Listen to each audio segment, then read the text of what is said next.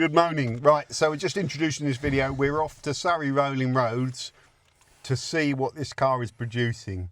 My hope is it's north of 280 and I'm done, but I won't be surprised if it comes back 270, and it may be that's just what it's got.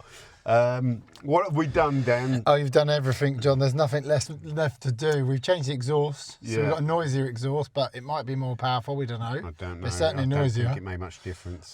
You've done the vacuum leak, the vacuum leak test, which has proved that you had a major air leak on the throttle body, which you've done. Yeah, I'm hoping that makes a bit of a difference. It should do, in theory, John. The amount of smoke that was bellowing out of there, if you think as on acceleration. That's during the smoke test, not when I ran it. Could it was there. There was a big vacuum leak on that gasket. Can't be good for it, can it? No, especially at idle, because it's at the idle control valve. Yes. So when it drops down to idle and all the air's going that way, then you're going to have significant air loss at idle. And perhaps that's why we were seeing a closer thing. The only thing that's worrying is since fixing that gasket, my idle cold start airflow is much better, but under revs it's still at 2000, about 45, and it should be really. I like it to be between 55 and 65, but there's no vacuum leak in that car, and the air system is stock. The air filter is a PSR line filter, but if I take that filter out, it doesn't improve airflow. If so, I could run a stock paper filter and it would still be 45. I could run no filter and it's still 45. So it's sucking 45 and with you no tried leaks. Changing the throttle body as well, didn't you?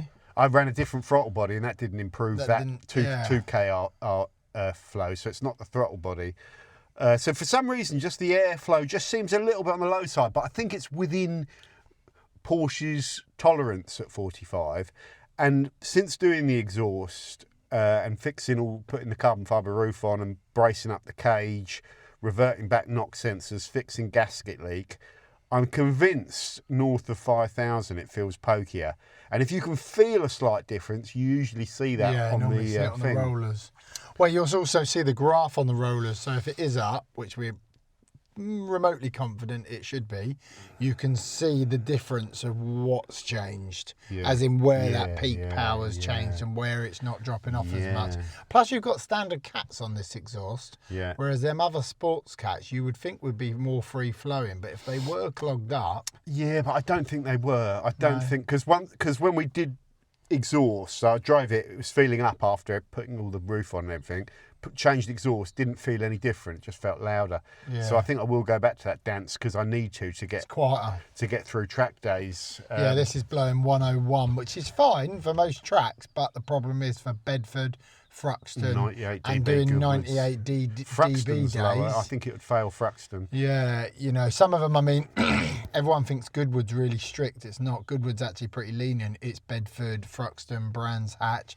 They come out with like 80-something decibel readings. Although they're further back off the track, it is much If you trip stricter. Bedford, you get black flagged. Yeah, they just take you off, If you trip it again, you'll be off. Which is, I guess, the rules. It's not. It's just the way it is. I think with most of them, if you trip, you're going to get in trouble. So you got so many things to worry about on a track day. You don't really want to be going there thinking I've got a lift on certain corners and worry about noise. You just want to be able to drive the car hard. So I think ultimately we'll go back to that dance. I'll get those flexes cut out and put in just proper pipes. Deflexied. And then it should be good, Dan. It should be the right I think system. with a deflexy, then you haven't got that risk of splitting it or getting any more holes in it as well. So the only thing is, if I can give the exhaust to Brad at Ford Creations off the car, can he match the position of the header, header mounts without it being on the car? He's a genius. He'll be able to do it. Probably can, can't he? Right, let's go. Yes. See you at Surrey Rolling Road. Doug.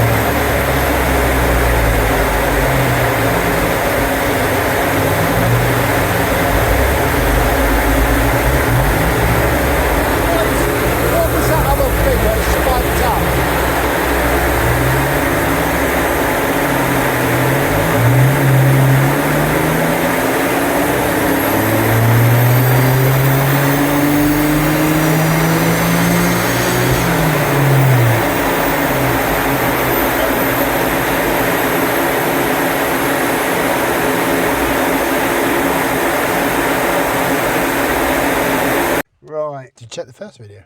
No. I'm not sure that's in shot, though. Yeah, Look, that's that's the good, middle that's there, where the line is on the screen. Okay, so we're back.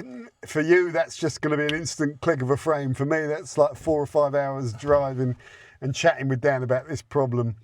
So we're basically where we were. We haven't gained any. We haven't lost any. We have gained 2 horsepower. It's Woo! the same. It's the 2 same. up. Oh, wait, 2 up's better than 2 down. So what do we know?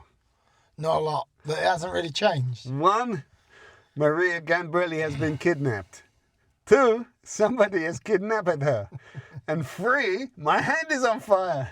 No, what we know is the field of horses, when they all got out, we got some back. They're still missing horses. We got still missing, but I don't know. Listen, so there's a few things going on here. We might be just at the lower limits of what this car really should be producing at 272. So 270 to 285. Like, you know, it might just be at the lower limits. But I still think there's something holding this car back. So we're going to go down the lines of looking at the ECU next and maybe just swapping with a stock ECU if we can. That's probably our number 1 option. But I think, Dan, air into that car, in theory, there's no vacuum leaks, yeah? Yeah. But I am still seeing slightly low flow rates into the car, which just makes me want to check. You should try and work out what that is, because Yeah. air in is the most important thing to start with, because it is the be all and end all, isn't it? Yeah. So yeah, but I just want to check that out. Just rule out. Just do a bit more checking on that, because I'd like your one was like 65 at 2K, or you know. What, CGA? Yeah, and it's like, why is that pulling in more air if we're both running stock air boxes? It's not the filter.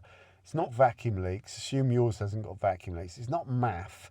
My math's good. So why am I just down a little bit on airflow? Because that could find you a few horsepower. But I think fundamentally, this car has this map on it. So I think the map has to be the root cause of the problem. I mean, listen, these cars are renowned to be hard to map.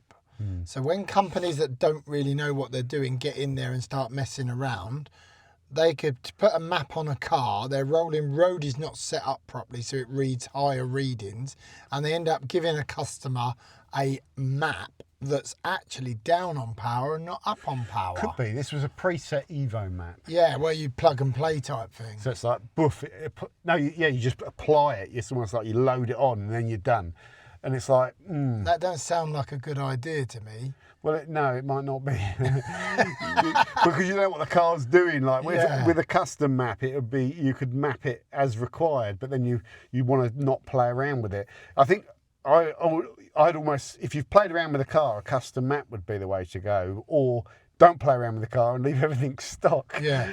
But we have played around, and you it was have already got mods played on around it. with. Yeah, it was already mapped. It was already custom exhaust. It was already K and end. Yeah. We've really been just looking You've at been everything. undoing all that stuff. Well, most of it, Yeah. yeah, trying to rule it out. But we know it's not exhaust. We've got new headers. We know the back box and cats. You've have got been all the swapped. horsepower back from fuel. Yeah, we know fueling's good. We know that air intake system is good. I just need to investigate why that running airflow might be a little bit down, and maybe go down the road of taking the ECU map off and going back to a stock configuration.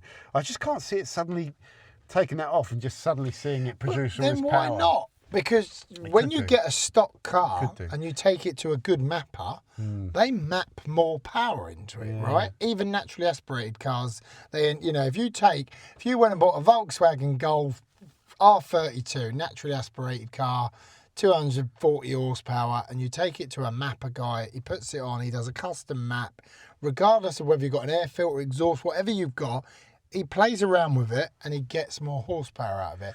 You probably come out there with 10% more But power. with a naturally aspirated engine, You don't get loads like turbos, but you can get 5. it really is just going to be. Because we were talking about this. You're going to be giving the car a set amount of air, or there's going to be sucking an amount of air and metering that air and fueling against that.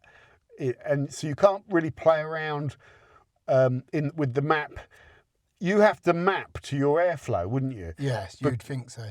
Yeah, so you'd have to set the fueling for the airflow, or the car would have to set the fueling, but you'd have to define it of what to provide. So I still just just Well, that's the worry, isn't it? Is that you get it into that situation where you're trying to map more fuel in, but you haven't got the air to start with. Yeah. And if you haven't got the air, how do you map in the more air? Yeah. I don't think they can they? I don't know. I don't know No, how you can't map mapping it in works. more air. You can only You're provide mapping- more air and meter what you're getting as an increased flow. And it just 45 kgh at 2,000 revs just seems a bit low compared to what you were getting. So, yeah. why are you sucking in 65 when I'm sucking in 45 and I don't have a vacuum leak? You know. You don't now, no. Well, Yeah, the so- only thing we could look is that manifold system, like you say. Then If there's, yeah, but I just don't think there's anything in there. This is just like a dumb device. But I want to check out that back pipe of the two. Yeah. We'll do that now, actually. Yeah, check so that in other out. words, guys, it's back to the drawing board. it's back to the but right now it's at the lower end of what it should produce, and Yeah. it is only a fraction, so it's fine to drive it. I'm taking it to Spa. The brakes are all good. Car's driving great after doing the idle control valve. Really smoother at idle, and just smoother. You can runs great. Just down on puff at north of 5,000, so I can live with that. And we're not talking about a massive amount here, because you've got 270 horsepower. 10% would be 27. Yeah, which That's 297. You're not hoping for that much. No. You're hoping for 285, which is Yeah. 5%, 6%. But- so you're only 5 or 6% away from where we're looking for. Yeah. That's not so much. it's less likely fault and more likely Set up. set up. Yeah, I think so. There we go, guys. So We'll get there. we're getting there. Let's go and have a look at that intake part. Ah. Okay, Doug.